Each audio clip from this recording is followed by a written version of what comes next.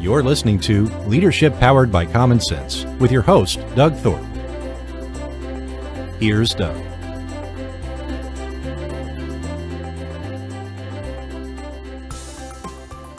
Hello again, everyone. This is Doug Thorpe, and you're listening to Leadership Powered by Common Sense.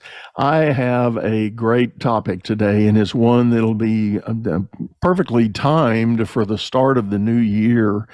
And my guest is a gentleman named Daniel Dominguez. Daniel is part of something called the Why Institute. And I'm going to let him fill in a lot of blanks, but let me preface by saying I do a lot of work with clients to help decide on personal purpose. I learned that a long time ago that people do their best work when they are aligned with their own sense of personal purpose. Simon Sinek came out with the big book, Begin with Why, and it started a whole movement of people asking themselves the question, what is my why?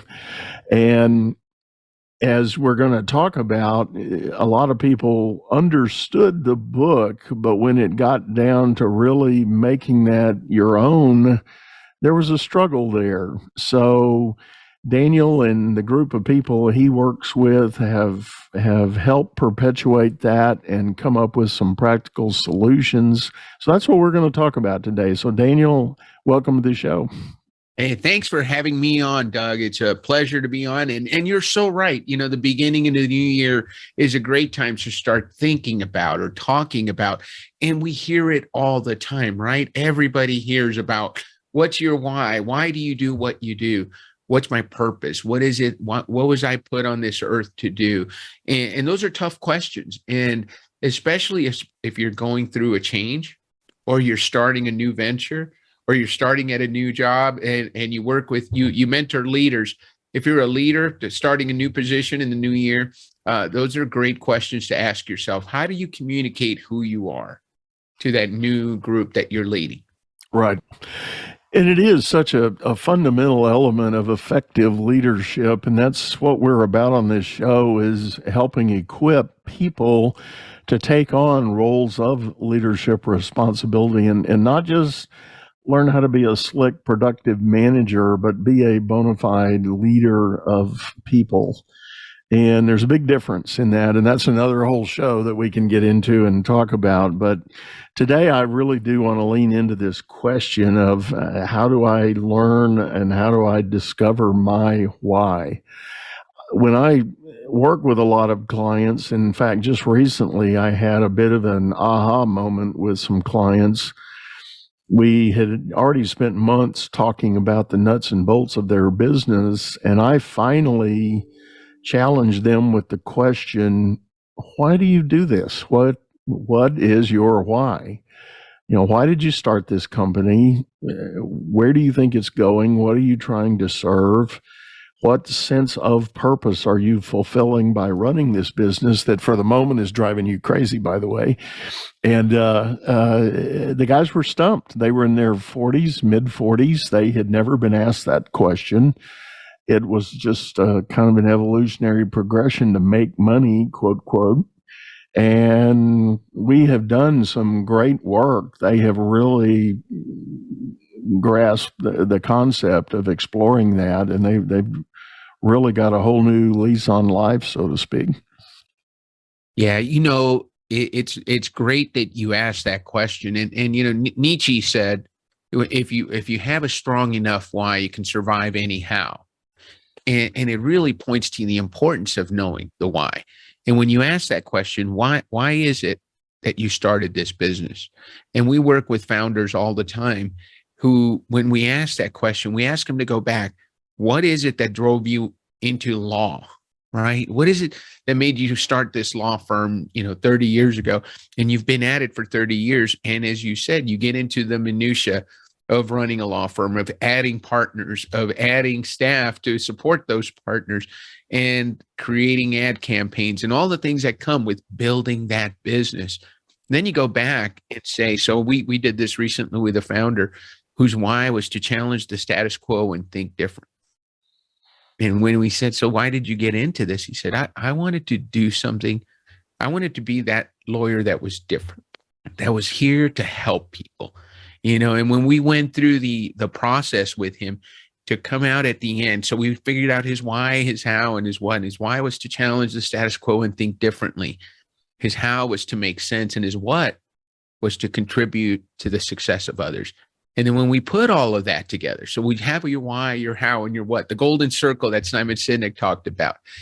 When we put that all together, we started talking about, okay, so who do you want to be to the clients that come and see you? He says, I want to be someone that's going to do it differently. I'm not going to be like everybody else. So what is it that makes you different? We worked on that. And how I'm going to be different is by helping people make sense of the law. His how is to make sense of the law so that other people don't have to. That's why we all hire an attorney, right? Somebody to make sense of it.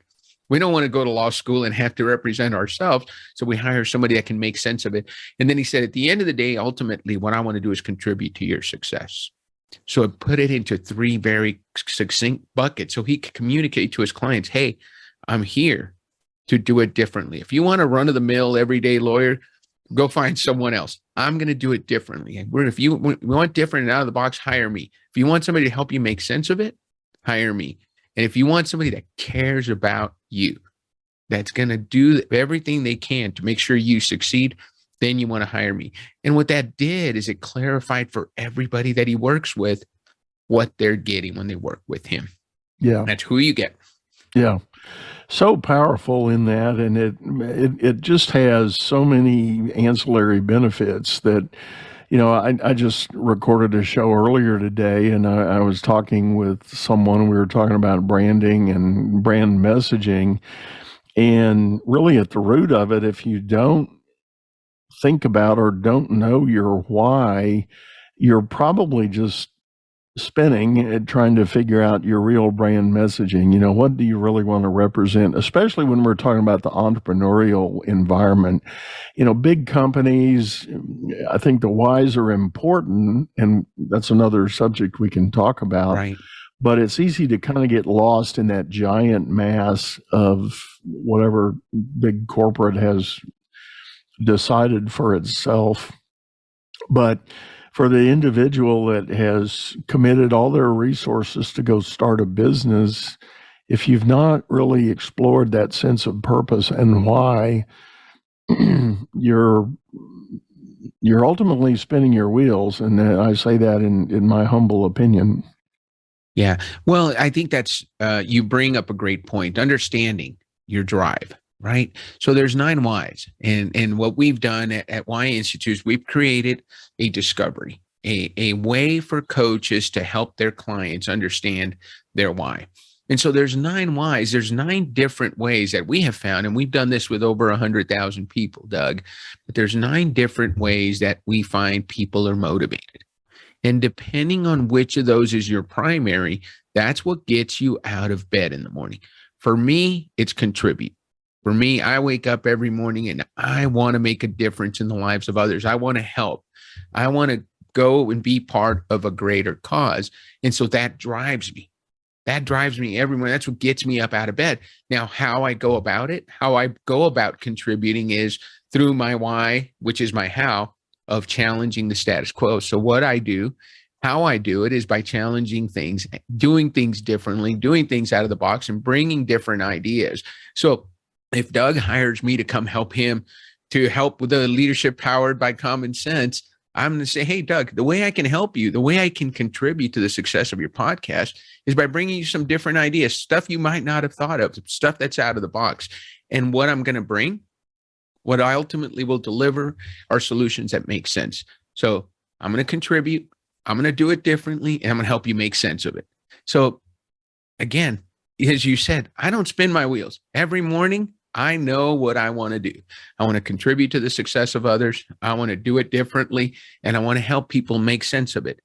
And what that does, and when you talk about spinning your wheels, it gives me a filter. I filter all my decisions through that filter. If Doug invites me to be on a podcast, I think to myself, okay, is it going to contribute to the success of others? How is it different? And does it make sense? What problem does it solve? And if I can answer yes to one of those, then I'm in. If I can answer yes to 2 of those, then I'm definitely in. If I answered yes to all 3, I'm all in. But if I can't say yes to at least one of those, I'm going to be really cautious about whether I want to be involved. Yeah. So it gives us a filter. Well, I've kind of reverse engineered my mindset about this whole idea of understanding personal purpose and ultimately the why. I've had a kind of my own personal innate sense of that for a long time, but I didn't really see it in others or think about it for others until the 2008 timeframe when we had the big financial crisis, and through a series of events, I got involved with organizing a nonprofit organization to help job seekers. And initially, I was just going to help facilitate the actual kind of tactical job search. I was going to bring in people that were experts at writing resumes and doing interviews and all the classic stuff. But what I quickly discovered was, for the people that were showing up on my doorstep, they had been given pink slips. They were saying, out the door, we're cutting, you're gone, Right. So they were impacted by this very personal sense of loss. And I discovered quickly there were 2 kinds of loss, and it does split very broadly across the gender. For men, it was a loss of identity. Now that they lost their job that they had had for 10, 15, 20 years, they didn't know who they were anymore. They had no sense of that whatsoever. For the ladies, it was more a function of loss of security. For those that had been professional workers for a long time, losing the job was more about that whole financial security thing and that little sense of independence. But in both cases, the way we fixed it was to lead people on a journey to discover and reconnect with their sense of purpose. And this was before Simon Sinek has written his book. Nobody was talking about whys. We were focused on purpose. And really, it was a genuinely life-changing experience for people when they really spent the time and reconnected with that. They totally re-engineered. We had people that were then launching their job searches going 180 degrees opposite of where they had been. Right. Because they discovered what they had been doing had nothing to do with their sense of purpose, and that explained why they were frustrated. Well, So you want to do what, Watson Jordan, who is a common friend of ours, calls it your zone of genius, right? He's a better way guy who likes to keep things simple and contribute to the success of others. So that's his zone of genius. When Watson is in his zone of genius, he's finding better ways to do things, and he's constantly doing that. If we follow him on LinkedIn, you see him constantly talking about better ways. Today, he put out a post about a better way to run your team meetings. And that's what he does. He finds better ways to do things, and then he shares them. How he does it is by keeping things simple, right? And so what you probably found during that 2008 crash, as people did that introspection and started looking at what they love to do, and as you said, they found, hey, what I've been doing is not what I love doing. It pays the bills. And that's one of the things we talk about, our coaches talk about with their clients all the time. You can do anything, right? If your mortgage is due or your kids need to eat, you can do just about anything. That doesn't mean you're going to have energy for it. Yeah. If you finish the day and you're completely drained, and for most of us, if we're not in a place where we're actually able to live our why or how and our what, we're going to be drained by noon. And then you're slogging through the afternoon trying to get the job done. But versus a time when you're in a place where you can be yourself. I was working with Denise Harmon today. She was putting together her messaging. Her why is to challenge the status quo, to find a better way by challenging the status quo and building trust. She's worked for 2 big companies. She worked for a very prominent family in her hometown for many years. And then she worked at an exclusive private club. And now she's working as a coach. And she wants to attract the right people. So she's building her message around the fact that she's constantly looking for a better way. She's going to find better ways by challenging the status quo, looking at things differently. And what she's going to deliver are solutions you can trust. So we built her message based on that. And she's talking about that to everyone she meets.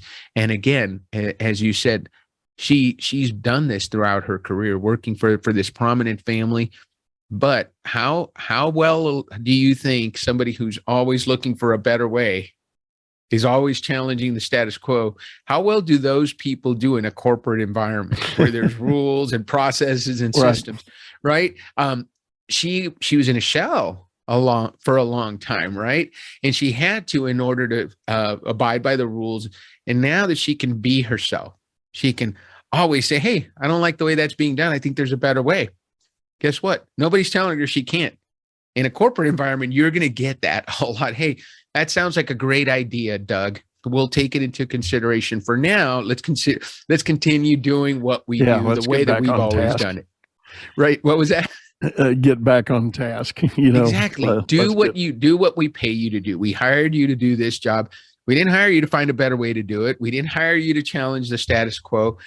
So let's go do that. So you can imagine there's probably a lot of people listening that are saying, hey, that happens to me all the time. I have better ways to do things, but nobody wants to listen to me. And so it doesn't mean you have to leave your job. It just means if you know that about yourself, you've got to be able to communicate it so that people can take advantage of that strength that you have. It's a strength, finding better ways to do things and sharing them with others, but it's not a strength if you don't know it. Yeah. That's right. Well, let's touch on you've referenced several times the idea that there are 9 whys that you guys have discovered. Can you run us through that list of 9 real quick? You bet, Doug. So there's 9 whys, and as to give you a little bit of background where they came from. Gary, our founder and CEO, Gary Sanchez, is a dentist by trade. He spent 30 years in dentistry.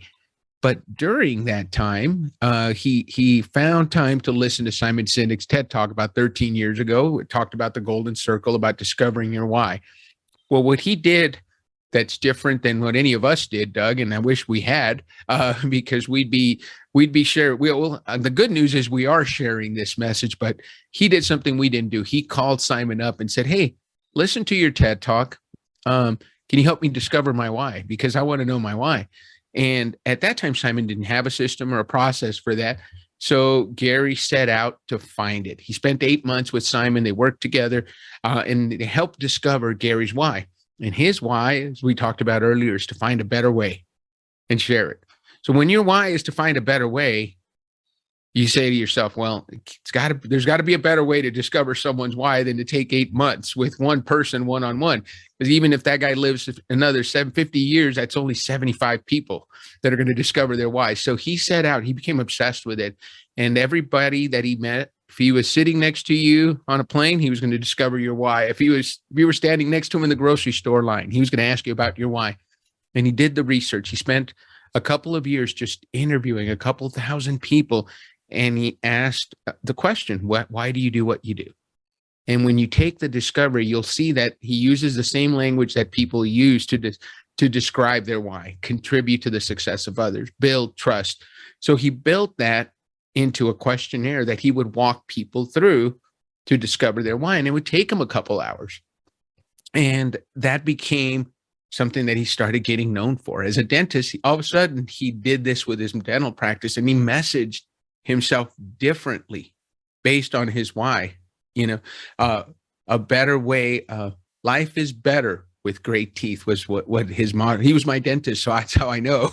Life is better with great teeth. So it was all about finding a better way to live your life by being healthy dentally. So all of a sudden, other dental practices started inviting him, hey, can you do this for us? Because he knew the why of everybody that he worked with. And so he knew how to work with them better by knowing what motivated them. And he started doing this all over the world, getting invited to speak, and eventually said, hey, I think I want to do this and share it with the world. So he quit dentistry and it began the Why Institute. And that's what we're doing. We're sharing the 9 whys with the world. So now we've done it with over 100,000 people. And here's the 9 whys. So back to the question. So now I've given you a little bit of background, Doug.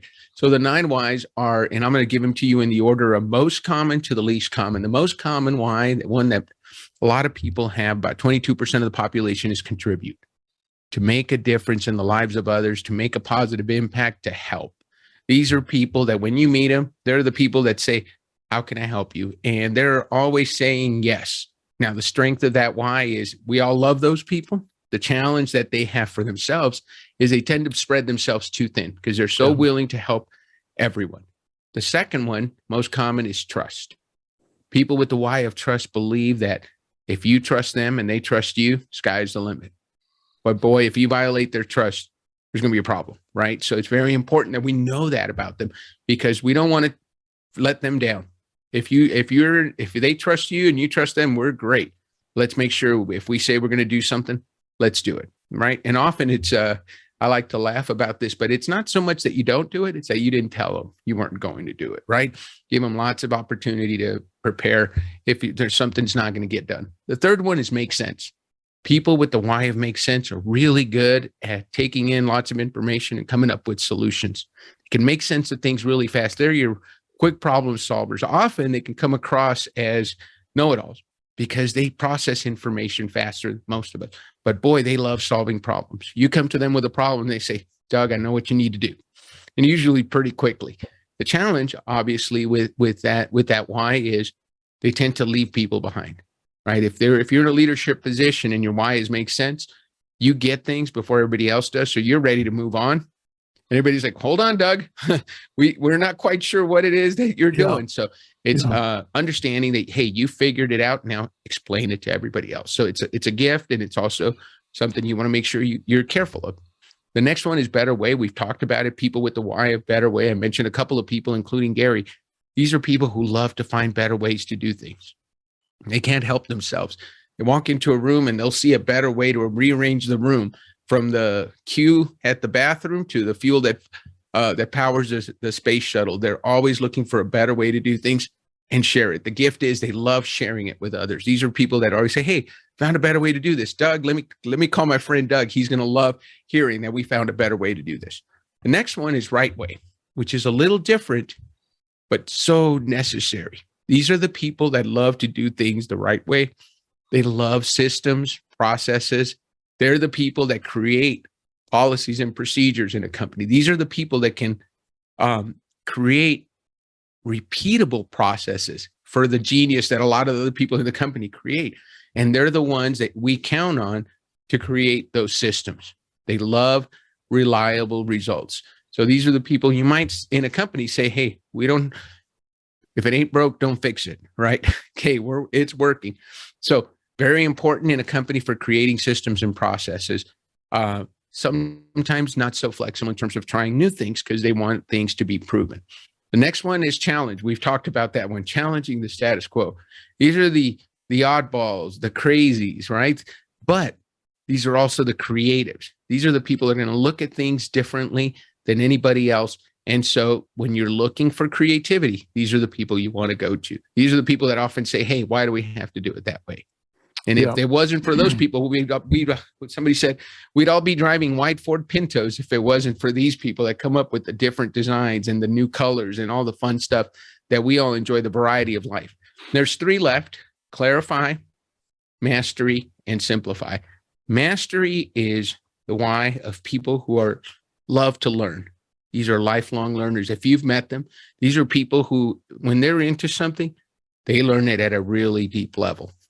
How you recognize them is you ask them a question about something they love, and half an hour later, they're still talking because they know things. They love to learn. So we call them lifelong learners. The next one is clarify. People with the why of clarify like to keep things clear and understandable. I want to make sure they understand you and that you understand them. You know, one of the ways I like to say you recognize these people, and Doug, as a coach, you've sent out a contract to someone.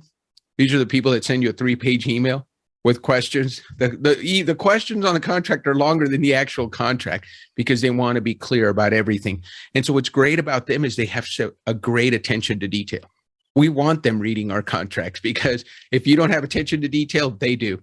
So you want to put them in that place where they can shine. And then the last one is simplify. People with the why of simplify like to keep things simple. They're the people that would have said, hey, Dan, you should have been done 5 minutes ago giving us these 9 definitions. As a matter of fact, when we were finding short definitions for simplify, they said, simplify. Literally, we had a focus group and they said, well, how do you define simplify? And Say simplify. Well, they make things simple. They like to think, they're the people that send you, instead of a long text, they'll send you a bullet text. Hey, Doug, here's what I need. Boom, boom, boom. 3 bullets, and they're gone. And they're great communicators. Business is all about solving complex problems as fast as you can create them. Become the best problem solver by leading others to greatness too. And the first step is going to DougThorpe.com. Doug Thorpe is known globally for coaching entrepreneurs and business leaders, improving their performance and the work output of everyone surrounding them. You can find health, wealth, and happiness by learning to lead others to health, wealth, and happiness. Go to DougThorpe.com now and order Doug's books or hire him to coach your managers. That's DougThorpe.com. What comes to my mind describing these 9 different things, this is a great example of one of the burdens on a leader to get to know your people.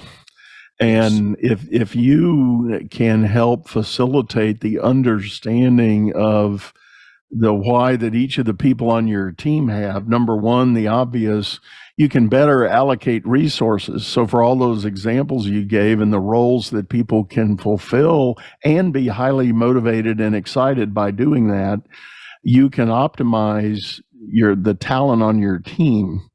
Because if you want the simplify guy doing something, you don't want to send them off to the learning library to go, dig through 12 years of artifacts and archives to uncover something.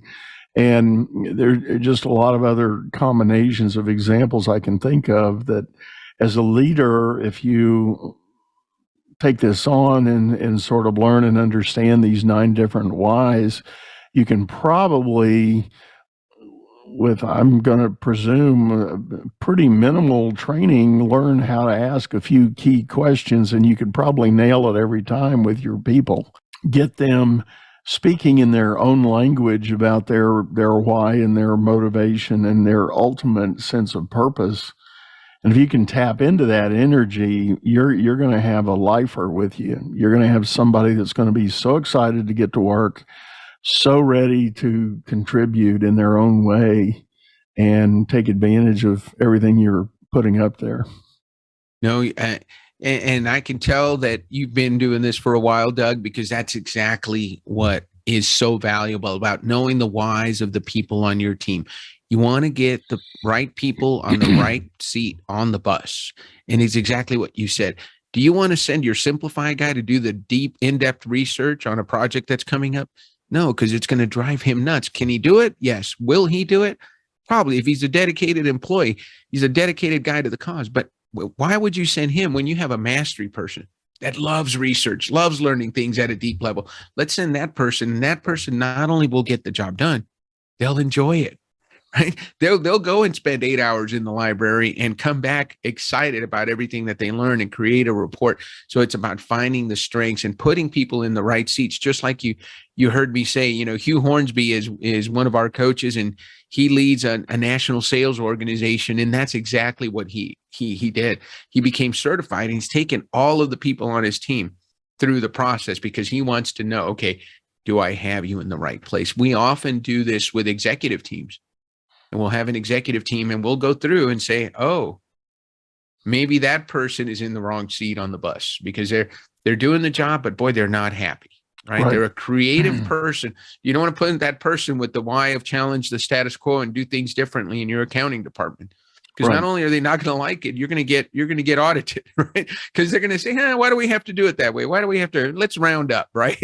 They're not. Well, and this is really a whole new level above and beyond the notion of understanding somebody's skill and experience. Yes. Because, we can think, a simple example that comes to mind, you've got somebody that's been an accountant / bookkeeper for 12 years.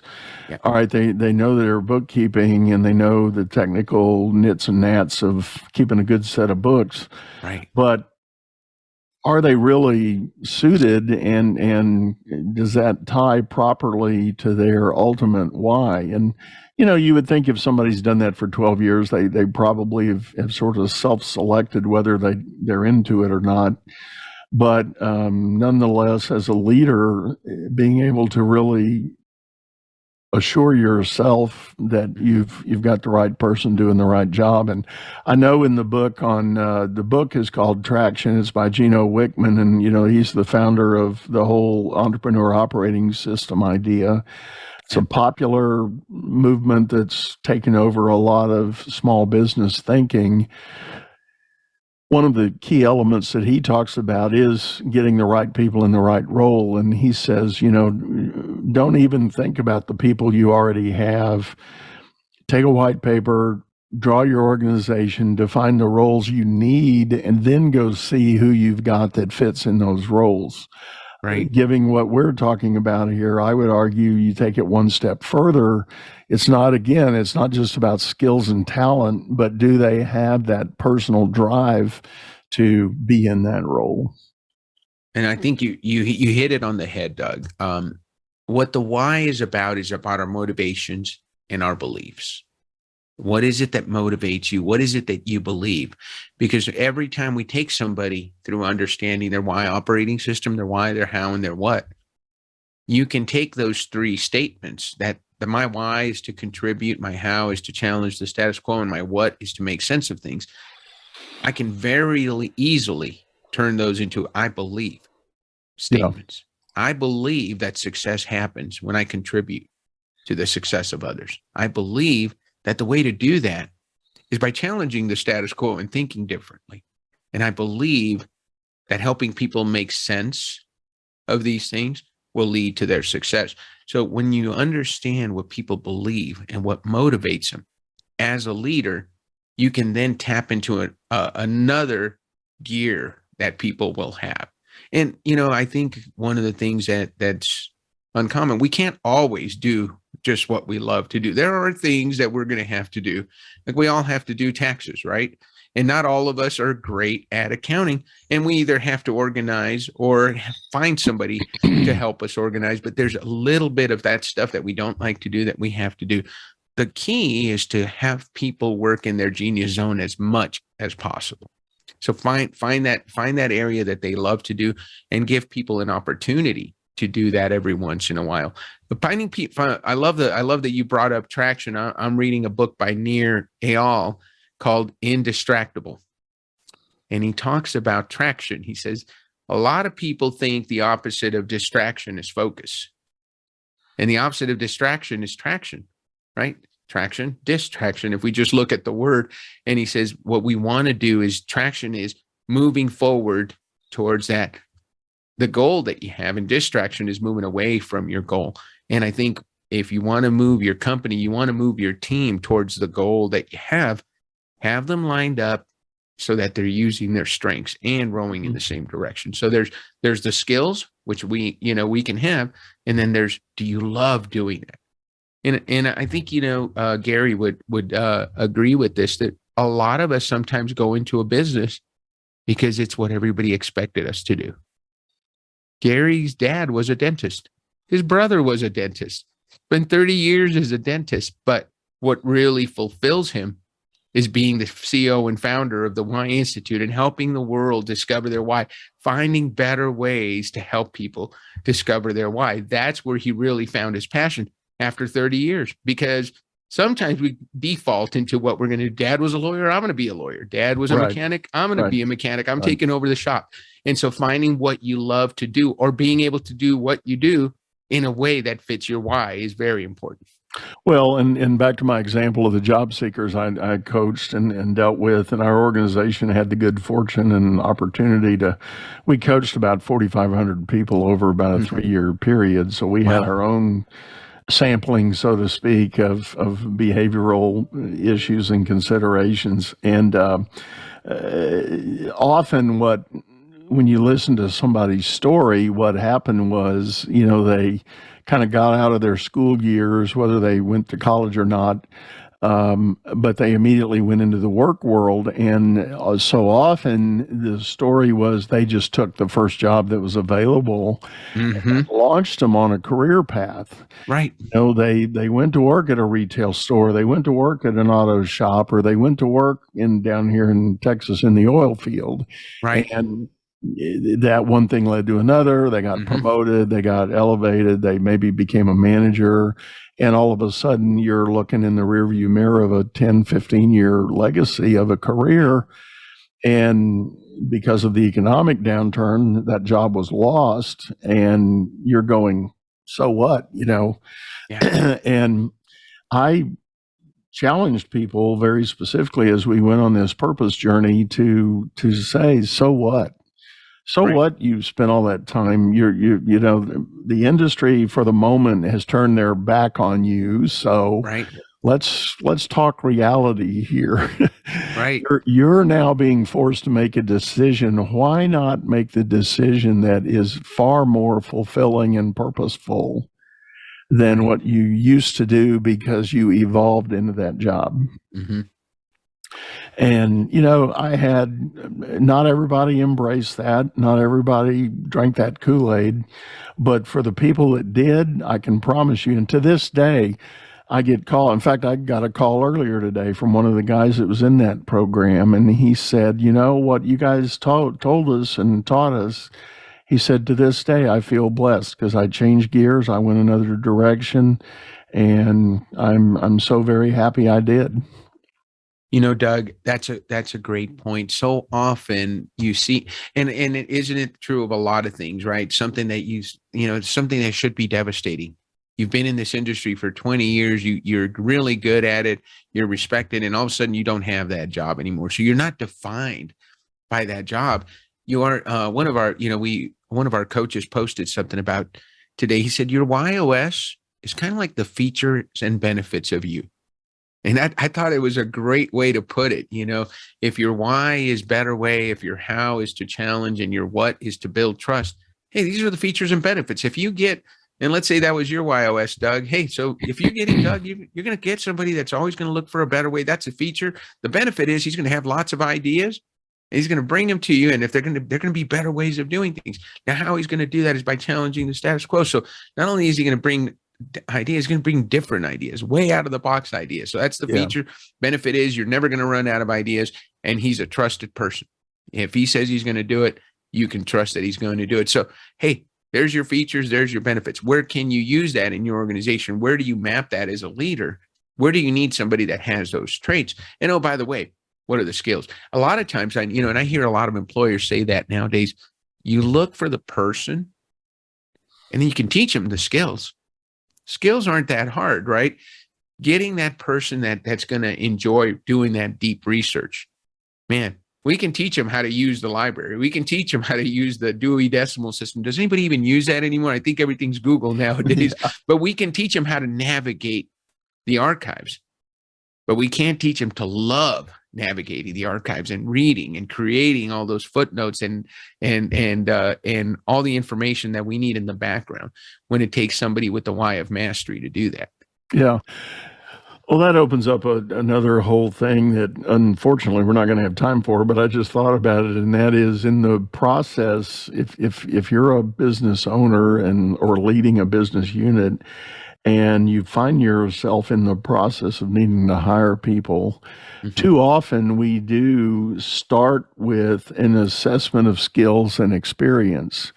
And we don't ask enough of those questions about how a person is wired or what their motivators are to see if they're even going to be a fit in the team we've got. Because to your point, potentially maybe our team is already overloaded with the lifelong learner types, and I don't need any more of those. I need some doers. I need some people that are going to lean into the work, and that's not a condemnation on those people, but it's just a reality check on what you need to optimize your team.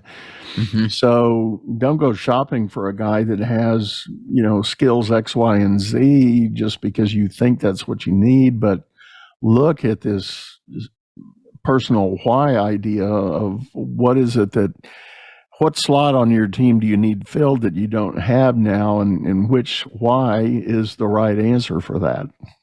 And you're absolutely right, Doug. And you made me think of a couple of things. Danica Treble, one of our coaches, talks about it's how we're wired, and she spells it WHY. how you're wired is how you're going to react to things. And I had on my show recently, I had Paul Menig, and he creates leadership councils, executive leadership councils for his clients, or peer advisory councils. And one of the things he uses is the YOS, because if you're a small business owner and you're part of a peer advisory council, what he's looking for is diversity of thought. So exactly what you said.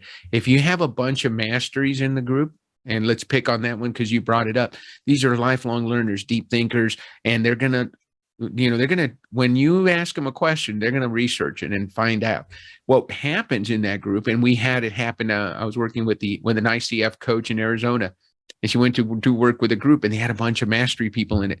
Guess what that group doesn't do? They don't make decisions really fast. They like to ask a lot of questions. They like to learn. They say, and they happen to be in a government agency. So it just so happens that, I'm sorry. Hey, are you ever in a rush in a government agency? No, they're going to get the right answer. They're going to do the research, and they're going to take their time. That would drive entrepreneurs crazy, right? Because they want to move faster. I had another coach. He's a Dale Carnegie coach, and he went into a company, did the executive team. And on their executive team, that had 7 out of the 8 had the why of better way. So what do you think they didn't do really well? They had productive meetings where there were lots of ideas. Guess what? Nobody did. Nobody ever wrote anything down. There was nobody there. They needed a right way person that would be structured and create systems, because and you've been in these meetings, I'm sure, Doug, where you're throwing out ideas and everybody's throwing out ideas. And at the end, man, you leave so energized. And Gary and Jerry at Y Institute and I will do this. We used to do this. We'd have these amazing idea sessions, couple of hours, and then we'd leave. And guess what? No one took notes. No one said, hey, when are we doing it by? Who's doing what? And so we'd meet 3 months later, and we'd say, so what did we talk about? And what are we going to do? So you need to balance out the teams, right? Because those challenge people, those better way people with all those ideas, they need those right way people on the team. You need those clarifiers to ask the clarifying questions, because it's really good to come up with a lot of ideas. It's something else to come up with the plan. Jerry said it. I posted about that a couple of days ago. He says, ideas are always appreciated, but plans are treasured, right? Yeah. Who's going to put the plan together so we can get that done? Because that's a great idea. It's only an idea, though, until we build it. And that's I think it was Jim Rohn talked about the time to nurture an idea is at its birth, right? Because you got to put plans. You got to give it the breath of life with some plans. And me being a challenger, I know I can have a lot of ideas, but until I put it down on paper and create a timeline and a deadline, nothing's going to happen with it. So I got to surround myself with people that are going to say, great idea, Dan. When are we going to do it? Yeah. Well, good. Well, Dan, this has been very powerful, very effective, and thanks so much for sitting in and sharing all this with us. Tell people the best way to get a hold of you if they're interested in learning more. Thank you so much, Doug. First of all, I want to say thank you so much for your interview style. It's so fun and easy to talk to you. It feels like we're just having a conversation. And so if anybody has not complimented you on that, let me be the first. I'm sure I am not. You did a great job. The best way to get a hold of me is dan@wyinstitute.com, WHYinstitute.com. Look for me on LinkedIn, Dan Dominguez and Y Institute. You can find me there. That's probably the best way to get a hold of me. Good. And I do want to make mention, we talked about this when we were offline. You're a former service member. There's a picture up there in the background for those that are going to watch the video. But thank you for your service and time doing that. Well, thank you. Thank you also. I know you're a veteran also, Doug. So thank you for your service. It's interesting you bring that up, because as a contributor, I remember people said, so why'd you join the military? And I remember saying, I come from an immigrant family. And I said, this country provided so much opportunity for us. I wanted to give back. And I didn't realize that, hey, that's just my contributor in me. I wanted to give back. I've always mentored people and always wanted to give back and make a difference. And so for whatever reason you joined the military, for me, it was a reinforcement of my why of contribute. Yeah. Yeah, well, and I'll share that for me, it was a sense of wanting to serve and be a servant, and as a good friend of mine who we were actually college roommates, and he's now a retired brigadier general. He was on one of my early podcasts, and he said, Doug, the whole idea when you talk about service members, Right. listen to the word, it's service. You're serving the Right. greater good by enrolling and enlisting and signing up to go off to war, quote, quote. So it's very much a servant oriented mindset. So anyway, again, that's another topic for another day we could get into, but one last time, Dan, thanks so much for sitting in. Really appreciate it. Well, it's been a pleasure, Doug. Thank you so much for having me. And folks, we are going to sign off. I do want to remind everybody we do have a video version of this show over on YouTube, channel by the same name, Leadership Powered by Common Sense. If you're listening on your favorite streaming service, hop over to YouTube, check us out, leave us a thumbs up, thumbs down, leave us a comment. And I always have an open invitation. If you or somebody you know would make a good guest on our show, please let me know. We'd love to talk to them and have that in. So thanks for now. Have a great day. We hope to see you again very soon. Bye-bye. You've been listening to Leadership Powered by Common Sense, hosted by Doug Thorpe. If you would like to know more about the coaching and advisory services he provides, visit dougthorpe.com.